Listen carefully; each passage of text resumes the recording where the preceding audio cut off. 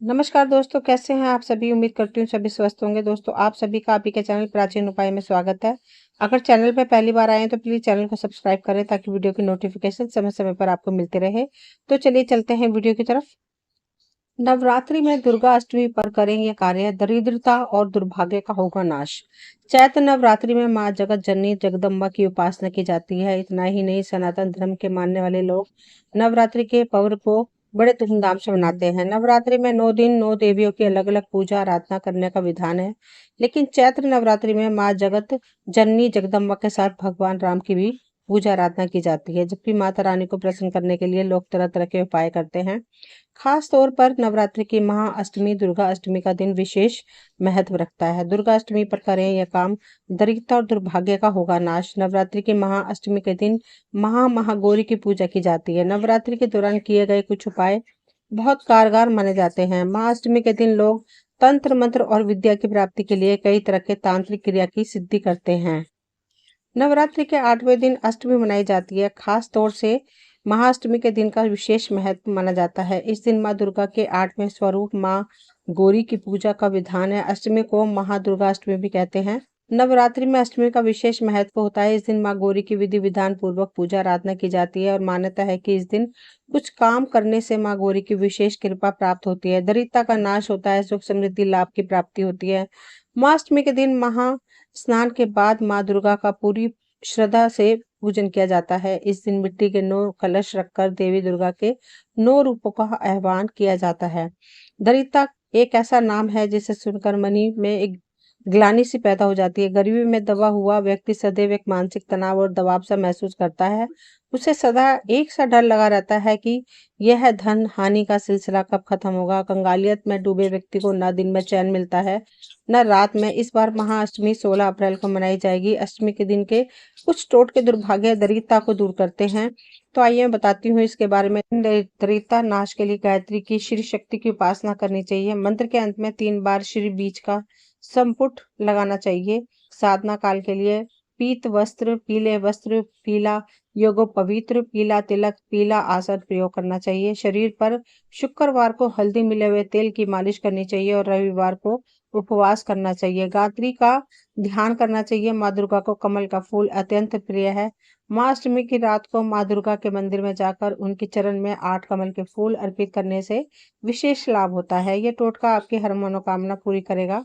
पीत वर्ण लक्ष्मी जी का प्रतीक है। भोजन में भी पीली चीजों को प्रधान रूप से लेना चाहिए। इस प्रकार की साधना से धन की वृद्धि और दरिद्रता का नाश होता है। यह प्रयोग नवरात्रि की अष्टमी के दिन किया जाता है। लाल रंग का चौकोर कपड़ा लें, उसे देवी जी के चित्र या मूर्ति के सामने चौकी पटरा पर बिछा ले।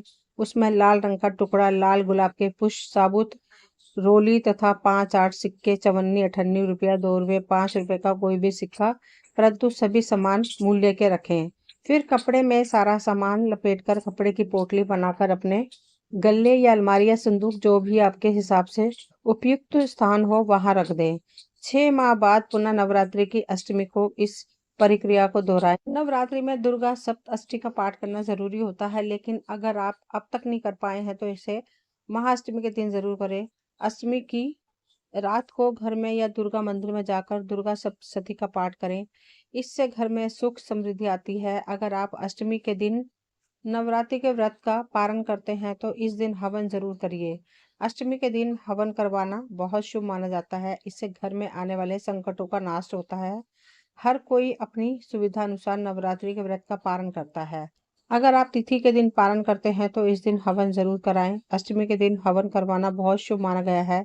माना जाता है कि इससे घर में आने वाले संकटों का नाश होता है। अष्टमी तिथि के दिन संधि पूजा भी की जाती है। इस दिन माँ भगवती की सुबह, दोपहर और शाम के समय आरती करनी चाहिए।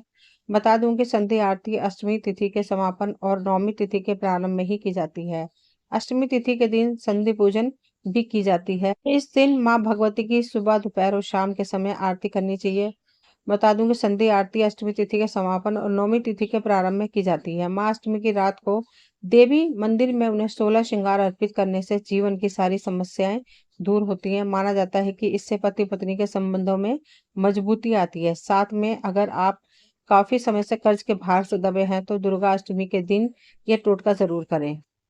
इस दिन माँ दुर्गा को 9 लौंग चढ़ाएं और फिर माँ काली के दर्शन करें। ऐसा करने से निजात मिलती है कर्ज से। दुर्गाष्टमी की रात को अपने घर के मेन दरवाजे पर गाय के घी का एक दीपक जरूर जलाएं। इससे सारे ग्रह दोष दूर होते हैं और जीवन में सफलता और तरक्की मिलती है। महाअष्टमी की रात को माँ दुर्गा के मंदिर में उन्हें 16 श्रृंगार अर्पित करें। इससे जीवन की सारी मुसीबतें दूर होती है। माना जाता है कि इससे पति पत्नी संबंध में प्रेम बढ़ता है, मजबूती आती है।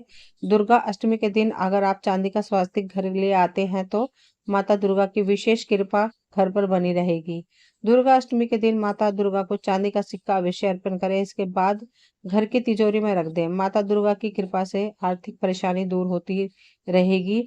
अगर आप दुर्गा अष्टमी के दिन मोर पंख घर ले आते हैं तो शांति बनी रहेगी, लड़ाई झगड़े से दूरी बनेगी, घर का माता दुर्गा की विशेष कृपा बनी रहेगी घर पर। अगर आप काफी समय से कर्ज डूबे हैं तो टोटका जरूर अपनाएं। अष्टमी के दिन माँ दुर्गा को 9 लौंग चढ़ाएं, फिर माँ काली के दर्शन करें। ऐसा करने से आपको कर्ज से मुक्ति